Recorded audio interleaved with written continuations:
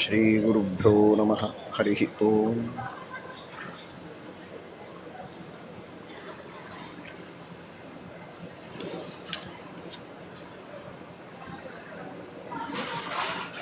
ಯತ್ಪದಂ ವೇದ ಸಂವೇದ್ಯಂ ಕಟಾಕ್ಷೇಣಾಪಿ ವೀಕ್ಷಿತುಂ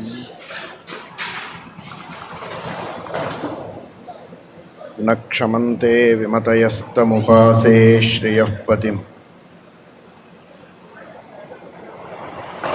ಮಯಿ ಸ್ಥಿತೋ ಮದಂಗೇಷು ಸ್ವತಂತ್ರೋ ವ್ಯಾಪ್ತವಾನ್ ಹರಿಃ ಸ ವಿಷ್ಣುಶ್ಚ ಸ್ವತಂತ್ರಂ ಮಾಂ ಸ್ವೇಚ್ಛಯಾ ವರ್ತಯತ್ಯಜಃ.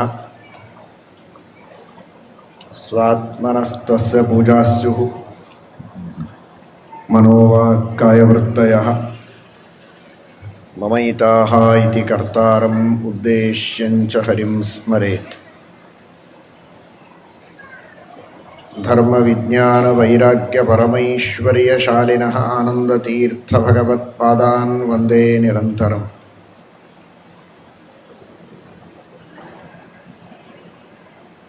ಆನಂದತೀರ್ಥೋಪದಿಷ್ಟೋ ನಿಧಿರ್ನಾರಾಯಣಃ ವಯಃ ಪ್ರದರ್ಶಿತೋ ಯೇನ ಸಮ್ಯಕ್ ಜಯತೀರ್ಥಂ ತಮಾಶ್ರಯೇ. ಸತ್ಯಧೀರಕರಾಬ್ಜೋತ್ಥಃ ಜ್ಞಾನವೈರಾಗ್ಯಸಾಗರಃ ಸತ್ಯಜ್ಞಾನಾಖ್ಯತರಣಿಃ ಸ್ವಾಂತಧ್ವಾಂತಂ ನಿಕೃಂತತು.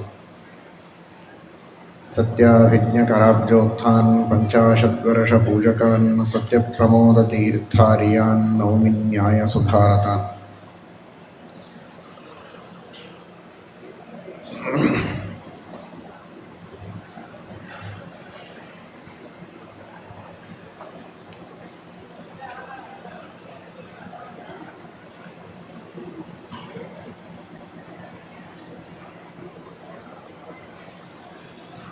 ಅನಂತ ಕಲ್ಯಾಣ ಗುಣ ಪರಿಪೂರ್ಣನಾದ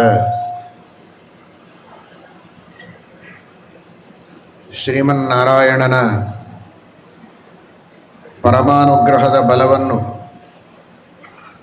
ಕೃಪಾ ಕಟಾಕ್ಷ ಲೇಷದ ಬಲವನ್ನು ತನ್ನಲ್ಲಿ ಪರಿಪೂರ್ಣವಾಗಿ ಅನಾದಿ ಕಾಲದಿಂದ ತುಂಬಿಕೊಂಡಂತಹ ಮಹಾನುಭಾವಳಾದ ಮಹಾಲಕ್ಷ್ಮೀದೇವಿ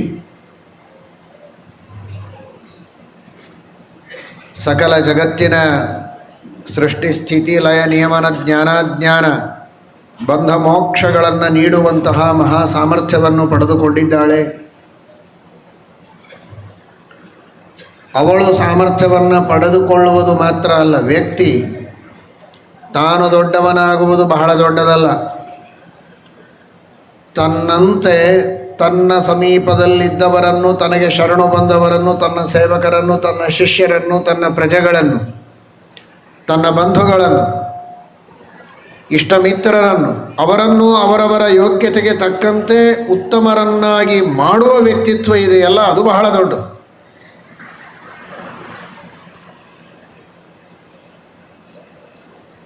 ಅಂತಹ ಅದ್ಭುತವಾದ ಅನುಗ್ರಹವನ್ನು ಲಕ್ಷ್ಮೀದೇವಿಯ ಮೇಲೆ ದೇವರು ಮಾಡಿದ್ದು. ಅವಳು ಎಲ್ಲರಿಗಿಂತಲೂ ಉತ್ತಮಳಾಗುವಂತೆ, ಉತ್ತಮ ಸ್ಥಾನದಲ್ಲಿರುವಂತೆ, ಜ್ಞಾನವಂತಳು,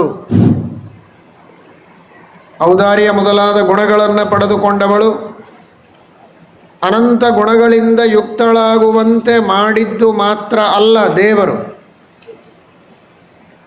ಅವಳ ಅನುಗ್ರಹವನ್ನು ಪಡೆದ ಬ್ರಹ್ಮಾದಿ ದೇವತೆಗಳು ಕೂಡ ಅತ್ಯುತ್ತಮವಾದ ಗುಣಗಳನ್ನು ಪಡೆದು ಉತ್ತಮವಾದ ಸ್ಥಾನವನ್ನು ಪಡೆಯುವಂತೆ ಆ ಲಕ್ಷ್ಮೀದೇವಿಗೆ ಪರಮಾತ್ಮ ಅನುಗ್ರಹ ಮಾಡಿದ್ದಾನೆ. ಧರ್ಮ, ಅರ್ಥ, ಕಾಮ, ಮೋಕ್ಷ, ಜ್ಞಾನ, ಸದ್ಬುದ್ಧಿ, ಸದಾಚಾರ, ಸದ್ಗುಣಗಳು ಏನನ್ನೇ ನಾವು ಪಡೆದುಕೊಳ್ಳಬೇಕು ಅಂತಾದರೂ ಕೂಡ ದೇವತೆಗಳ ಅನುಗ್ರಹ ಬೇಕು.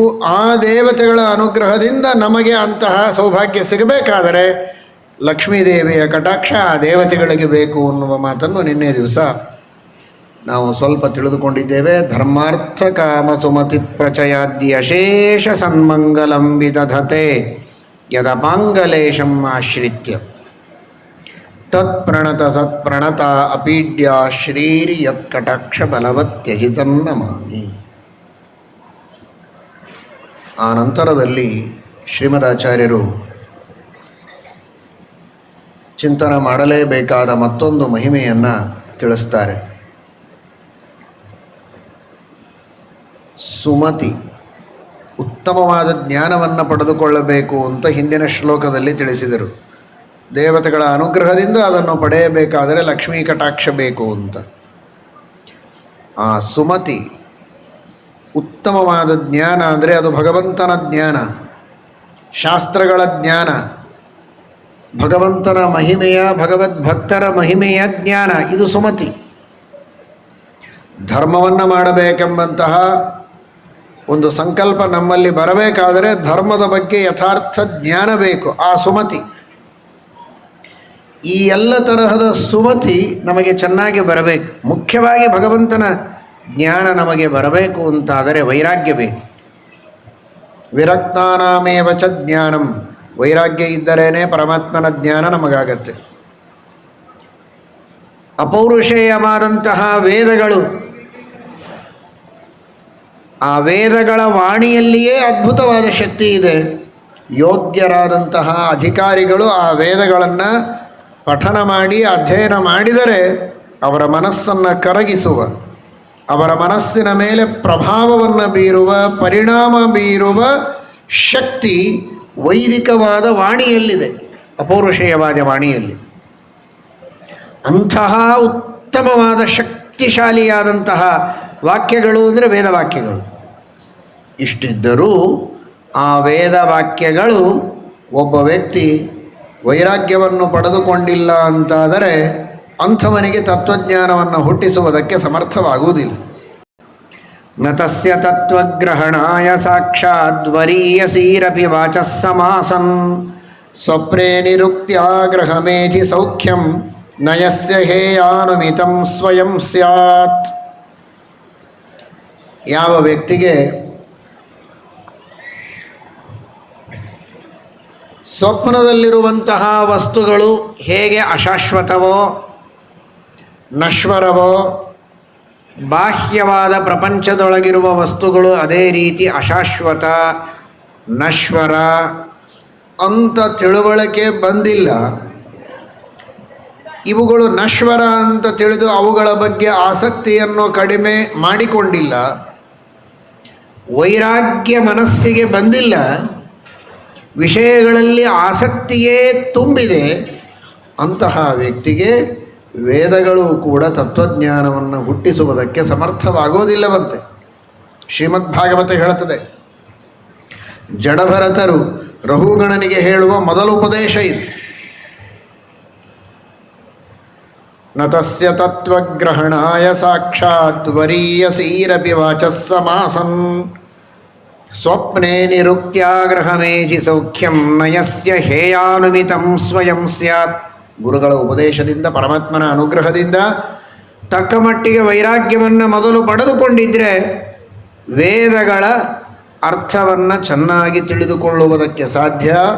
ವೇದಗಳಿಂದ ವೇದವೇದ್ಯನಾದ ವೇದೇಶನಾದ ಪರಮಾತ್ಮನನ್ನು ಅರ್ಥ ಮಾಡಿಕೊಳ್ಳುವುದಕ್ಕೆ ಸಾಧ್ಯ. ಆನಂತರ ಮೋಕ್ಷದ ಆಶೆ, ಮೋಕ್ಷದ ಮಾರ್ಗದಲ್ಲಿ ಮೊಟ್ಟ ಮೊದಲು ಇಡಬೇಕಾದ ಹೆಜ್ಜೆ ಅದು ವೈರಾಗ್ಯ. ಅಂತಹ ವೈರಾಗ್ಯವನ್ನು ಪಡೆದುಕೊಳ್ಳುವುದಕ್ಕೆ ಮಹಾಲಕ್ಷ್ಮೀ ದೇವಿಯ ಅನುಗ್ರಹ ಅತ್ಯಂತ ಅಗತ್ಯವಾದದ್ದು ಅಂತ ಶ್ರೀಮದಾಚಾರ್ಯರು ತಿಳಿಸಿಕೊಡ್ತಾರೆ. ಎಷ್ಟು ವಿಚಿತ್ರ ನೋಡಿ. ಜನ ಎಲ್ಲ ತಿಳಿದದ್ದು ಸಂಪತ್ತು, ಸೌಭಾಗ್ಯ, ಐಶ್ವರ್ಯ, ಅಧಿಕಾರ, ಭೋಗ, ವಿಷಯಗಳು, ಇವುಗಳಿಗಾಗಿ ಲಕ್ಷ್ಮೀದೇವಿಯನ್ನು ಭಜಿಸೋದು ಅಂತ. ಧರ್ಮ, ಅರ್ಥ, ಕಾಮ ಎಲ್ಲವುಗಳನ್ನು ಅವಳು ಕೊಡ್ತಾಳೆ, ಕೊಡಿಸ್ತಾಳೆ ದೇವತೆಗಳಿಂದ, ಇದು ಸತ್ಯ. ಆದರೆ ಅದರ ಜೊತೆಗೆ ವೈರಾಗ್ಯವನ್ನು ಕೊಡುವುದಕ್ಕೂ ಕಾಮ, ಕ್ರೋಧ